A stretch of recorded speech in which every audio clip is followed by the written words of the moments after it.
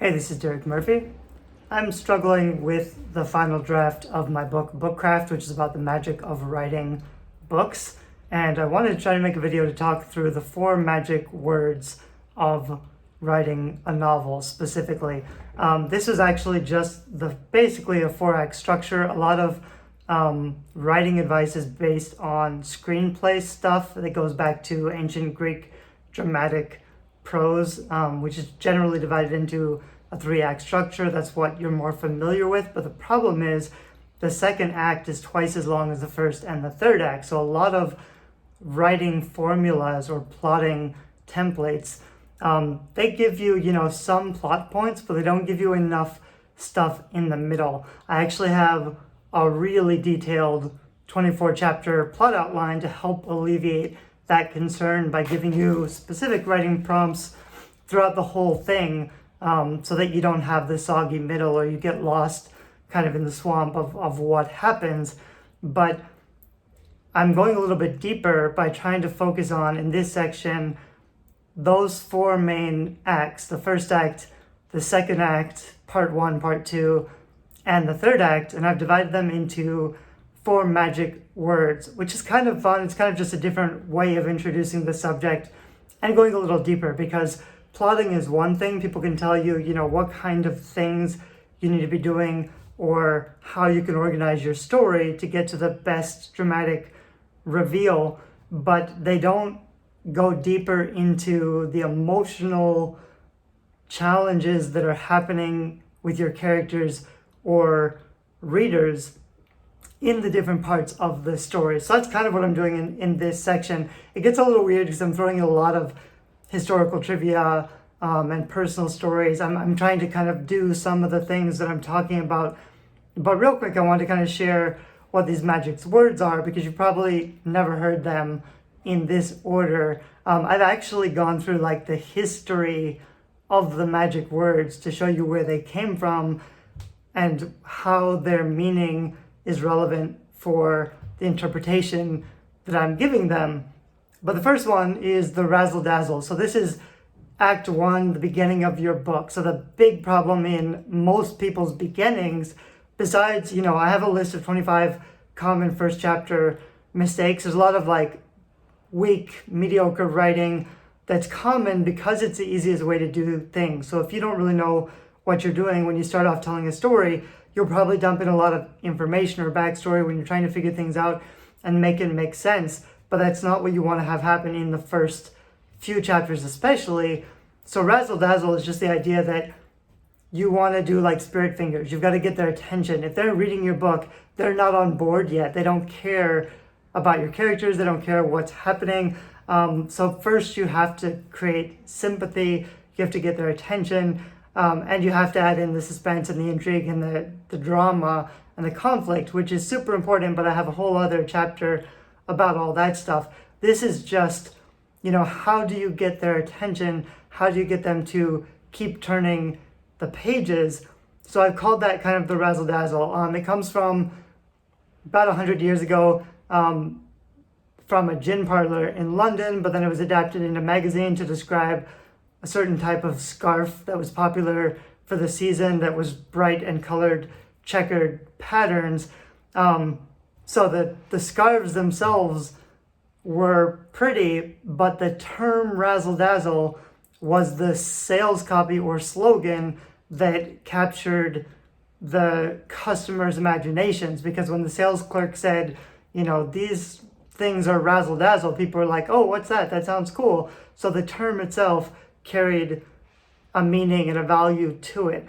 So what you're trying to do in the first act, before you reveal any of the important emotional depth, is just to get them to keep reading. So you kind of have to duck and dive and keep things rolling and focus on the action, remove a lot of the description of the backstory or the explanation of the why. I also have a list of, when to reveal backstory, but you want to be opening story questions in the first part and not explaining things until readers are on board with what's happening in your story. Second part, the first part of Act 2 is the Hocus Pocus. Hocus Pocus actually comes from 1680 or something, where there was a juggler for a king who used Hocus Pocus, and then Hocus Pocus kind of became his name. He used it because it sounded vaguely Latin. It sounded like, Latin was basically any language or word. It has alliteration like razzle-dazzle, so it already sounds cool. But any word without meaning has a mystical impression. So by offering these like vaguely Latin sounding phrases, the juggler made what he was doing sound more impressive. And the idea here is that in the second part of Act 2, you're trying to get readers and your characters to believe. They are wrestling with identity issues. If the first part was asking what questions, the second part is asking who questions, who is behind this, but also who am I or who do I want to be. So they're focusing on where do I belong. A lot of who they thought they were before has been taken away. They've left the ordinary world. They've gone into a new extraordinary world. They're being seduced by the promise of the potential for something different.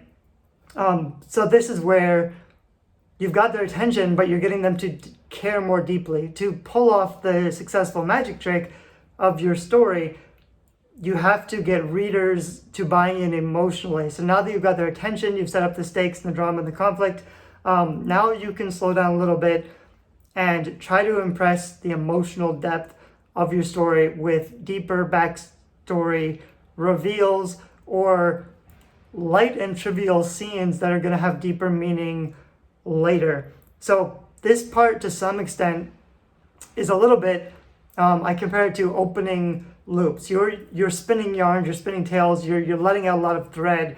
Later, I have a fishing metaphor where you're first casting a line, you're hooking them, then you're letting out the string, you're letting the fish run.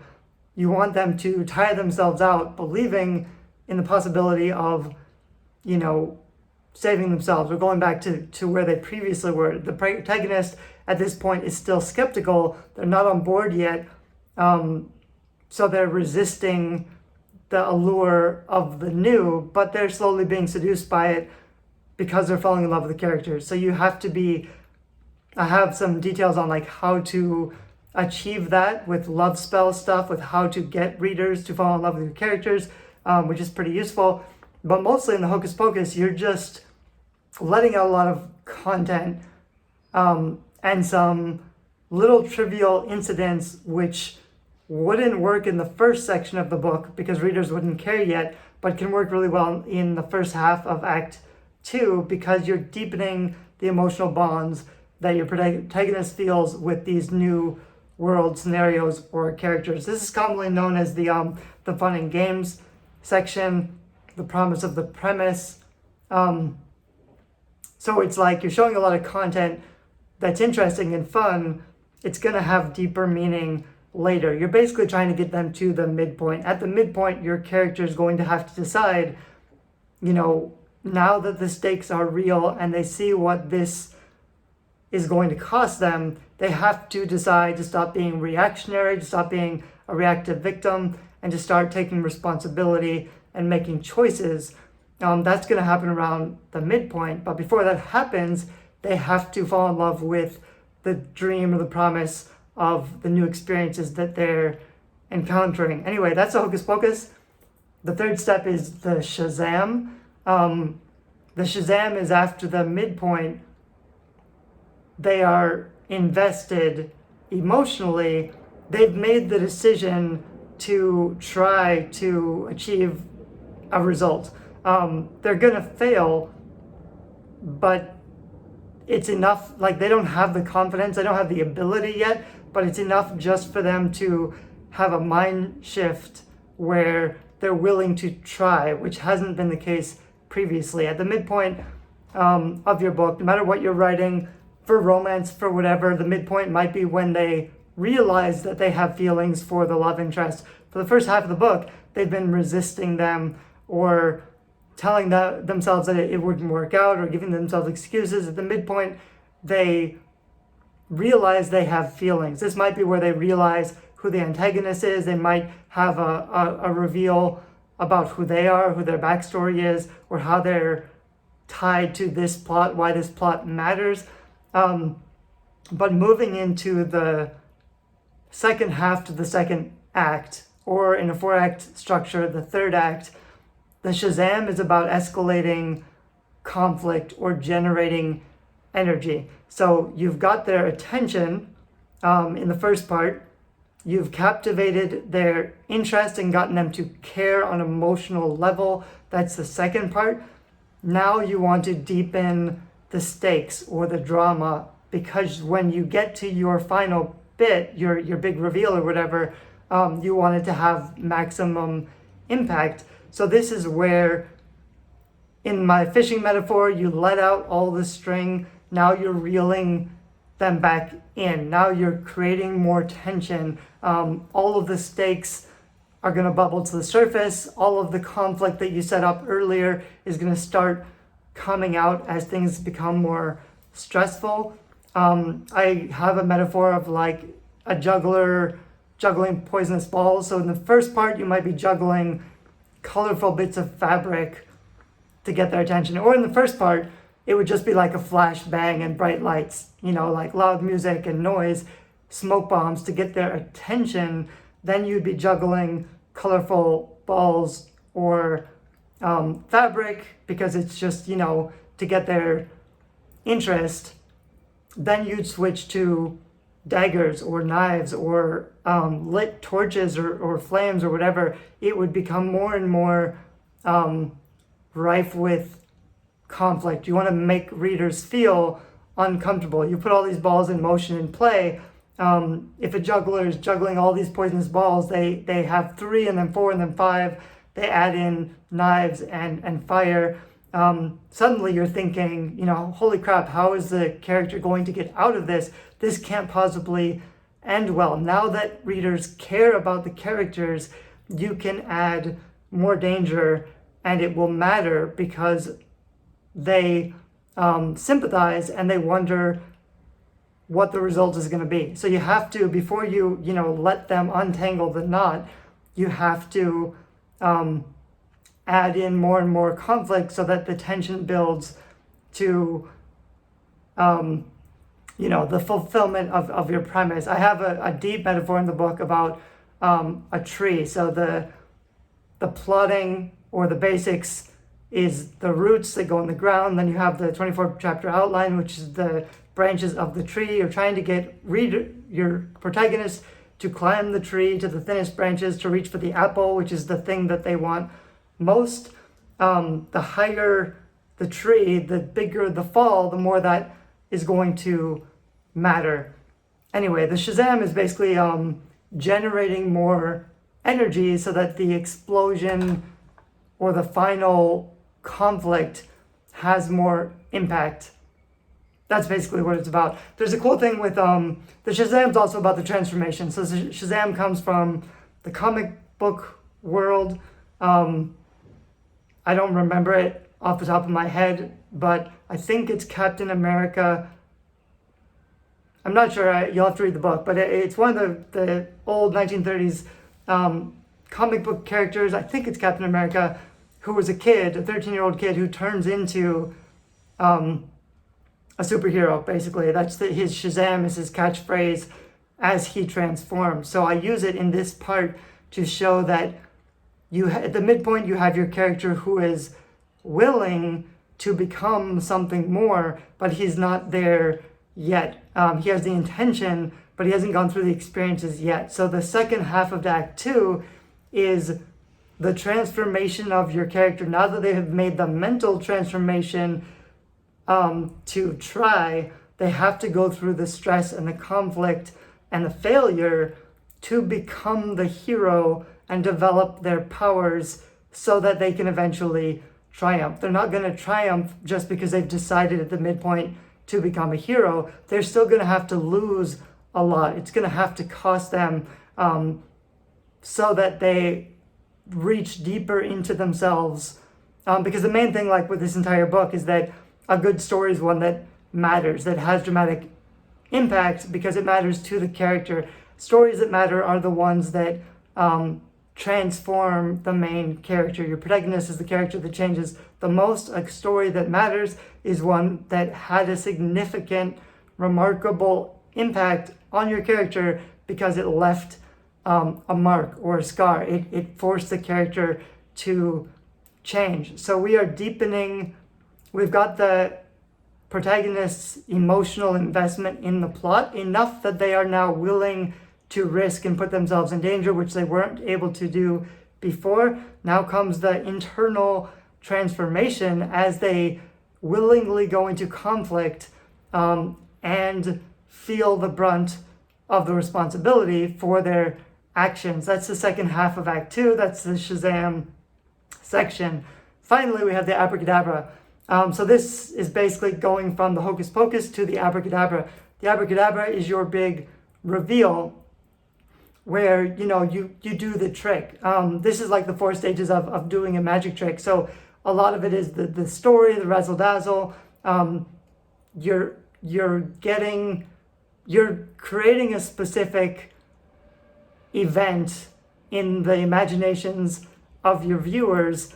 You can do a magic trick just by showing the technical side of it. I can do a magic trick without saying anything. I can just show the cards or whatever, and the effect will still be really strong because it seems impossible. But for a novel, you have the space to tell a really grand story that has a much deeper effect. So the Abracadabra is when you finally pull the rabbit out of the hat or whatever. It's the trick itself, but the trick only has impact depending on, or the power of the impact depends on how much work you've put into getting there, because readers and the characters know what it took to get to that final point when the trick actually happens. Abracadabra has a bunch of historical potential sources, but the one that I like best is Abracadabra, which is open cadaver. It has to do with sacrifice. So when you want to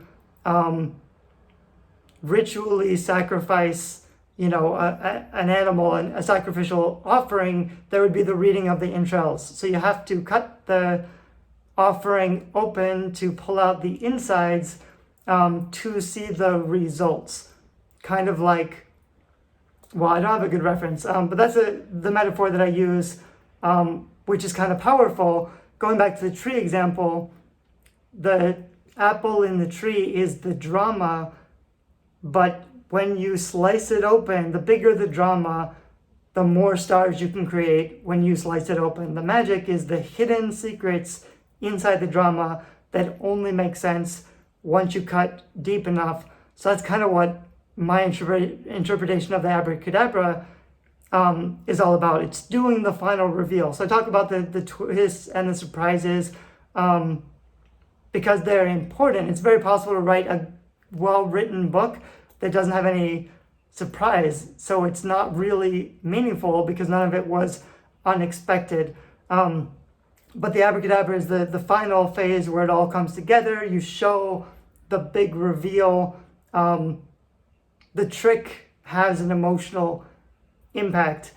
Another metaphor I use is, I mentioned earlier with the fishing metaphor, you're basically opening threads or opening loops. You're letting out the line so the fish can get tangled in the big knot. You want readers to feel like this knot is so tangled, it will be impossible for the author or the protagonist to get out of this conflict. It will be impossible for, I've seen with my own eyes exactly what has happened, what's been done. The magician says he's gonna do this thing and unravel the mystery somehow.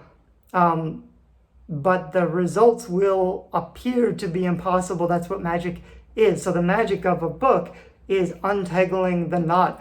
And a really good knot can't be untangled. It can only be cut. So that's the way I kind of end this chapter where, you're tangling up this beautiful knot, but it has to be tangled enough that it can't be undone.